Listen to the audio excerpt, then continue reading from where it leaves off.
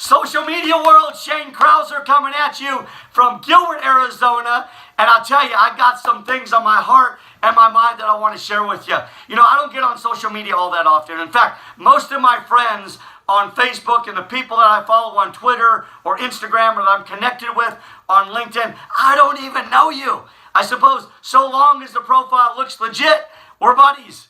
No, really, I know that's the day and age that we live in. It's the way that we oftentimes connect, socialize, network, align ourselves with various causes. And there are a few things that I've really enjoyed about social media. On the one hand, watching individuals talk about their challenges and struggles and at some point claiming victory over those things. On the other hand, it's watching people chase their dreams like it's the last bus of the night. You know, maybe it's going out and solidifying relationships. It's taking on a new health journey. It's serving with more intentionality within their church and the way that they serve their God. Or maybe it's going into a third world country and really having impact there. Both of those things have been really powerful for me. Why? Because I'm doing the same thing. I've gone through challenges and struggles, and watching other people take a similar journey has really been empowering for me. At the same time, I'm chasing my dreams as well, and having other people out there taking their own journey has really been a source of hope for me as well. And you know, many of you that know my family know that we've experienced an incredible transformation over the last couple of years. Those of you that maybe haven't talked to us in a while, well, I'm about to take you on a little bit of a journey. Those of you that don't know us at all, well, man, put your seatbelt on. I'm about to give you a little bit of a news flash. You know, Janelle and I, we got married about 25 years ago. We have 6 kids, 5 boys, and a little girl on the tail end who's spoiled. She knows that she's spoiled. Her brothers know that she's spoiled, and her dad makes sure that she remains spoiled. You know, we've had an incredible time raising our kids. But you know, it hasn't always been that way. When we got married over 2 decades ago, you know, we had these big dreams, goals, and ambitions. We had the world by the tail, and we were going to go out there and pave our own path and really live life in some unique and unusual ways. But then reality hits you. You got responsibilities and obligations, and you got to take care of those things. And I ended up going to school. I did my undergraduate work at Arizona State University. I went to law school at the University of Utah. Go Utes! Finished up there in Salt Lake at the university, came back down to Phoenix, and I began practicing law. I was a prosecutor with the county attorney's office and spent a good percentage of my time in the gang unit. And after I was done there, I spent a few years working as a partner with a pretty big firm here in town. But, you know, as I began practicing in 2001, I really enjoyed what I was doing. I loved being in the trenches. I loved being a voice for the voiceless. I loved the fight as we sought after justice.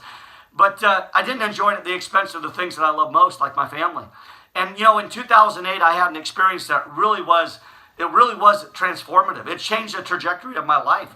I was sitting down in downtown Phoenix in the office of one of our most senior attorneys. He had been practicing for 40 years. He was 4 months away from retirement.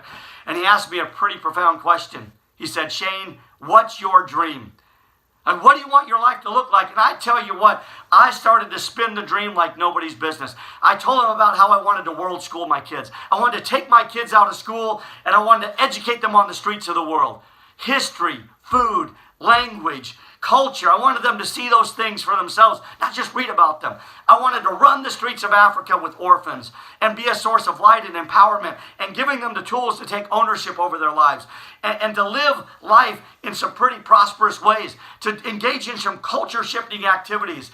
I wanted to be able to serve in my church and serve my God more than just a couple hours a week on Sunday. I wanted to be all in all the time. I wanted to be involved in the fight for freedom as I watched the freedoms of my country fade away. I wanted to be on the front lines. I wanted to be a full-time advocate. I wanted to be an educator and somebody who could inspire and motivate. I had all these dreams on my heart that I shared with this individual. And I remember as I shared my dreams, he became very emotional. And he said this. He said, "Shane, if that's your dream, you'll never find it here. You'll never find that dream practicing law. You'll never find it working a 9 to 5. And he talked to me about some of his failed relationships with his children. He had some marriages that he had struggled through. And he said, "You know, Shane, I wish I could go back and do it all over again. If I could go back to the age of 20 and start all over, it's unlikely I'd be sitting here having this conversation with you." And I'll tell you, that hit me right square between the eyes. And I walked out of the office that day. I got on the phone with my wife, Janelle, and I said, "Janelle, listen, we got to figure this thing out. When we got married, we never talked about me leaving every single morning before the kids woke up and getting home every single night after they were in bed. We didn't talk about that kind of lifestyle. We talked about living life in really unique ways. And that's not what we're doing." And so we were on the hunt. We were looking. And that was in 2008. I want to fast forward to 2014. I met an individual who had become one of my closest friends that changed my life. His name is Rob Robson. And I remember meeting him, and he was living the lifestyle that I talked about to that attorney just a few years earlier in 2008. And I saw what he was doing. I saw the wonderful relationship he had with his family. I saw what he was doing as he impacted tens of thousands of people all over the world, including going into third world countries. Man, I wanted that. That was in my heart. It was burning. And I remember telling him after having multiple conversations, I said, listen, Rob, if you will teach me how to do what you've done, I'll be your best student. Now, I don't know all these years later if I've been his best student, but I know that I've been one of his hungriest. And, through this process of getting to where we're at now has been, it's been enjoyable. Through ups and downs, but it's been enjoyable. And, one of the things that he taught us as we got started on this journey was, the reason, Shane, why you're not a multimillionaire, the reason, Shane, why you haven't won the money game and gotten money out of the way and are dancing all over your purpose is because you haven't mastered the 3 keys to wealth. You haven't mastered financial literacy, you haven't mastered leadership, and you haven't mastered entrepreneurship. And I'm all ears. Let's talk about it. Well, we took this journey. And we dove in and started to master some of those principles. Financial literacy, getting out of debt, and making it happen quickly. Not through a 20, 30-year process, but moving in and mastering principles and putting those tools to use and understanding the economic system in which we live, how to deal with inflation, just being more effective in keeping more of what you earn. And got incredible results there. And then started to master leadership. Understanding how to have more impact, conflict resolution, becoming a master communicator, motivation and inspiration, and just understanding that leaders make more money than non-leaders, right? Really acquiring the necessary skills to make that happen. And then third was entrepreneurship. And we learned about all kinds of opportunities, franchising and building a business, or if we already had a business, how to enhance that and make it move faster and more aggressive. I learned about opportunities like network marketing and direct sales. And as we look at all these opportunities, we chose network marketing. Quick side note on that. When Janelle and I got married, jokingly, a part of our wedding vows were we would never get involved in network marketing. And here we are, making a living doing it and just living a wonderful life. But it's been incredible. In fact, when it comes to network marketing, there's, quite frankly, nothing else I'd rather do. It's been absolutely incredible. And so we mastered those 3 things, or at least started to take the journey of mastering those things. And now here we are, several years later. And it really has been an incredible, phenomenal ride. And I'm putting out this video for a couple reasons. Number 1, getting to know people. Number 2, I know there's a lot of people that have dreams on their heart, and that they still have a little bit of hope that they can go out and make that thing happen.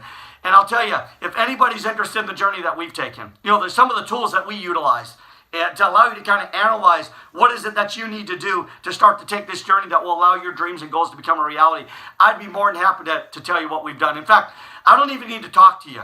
If you send me a message via private message or comment on this video, I'll shoot you over an 8-minute video that'll tell you what we did. I'll tell you a little bit about the tools that we ran with. And if you want to get on the phone and talk about, man, I'm all game. I feel a moral obligation to share what it is that we've done. So with that said, that's a little bit of a nutshell of our story, and we just feel so honored.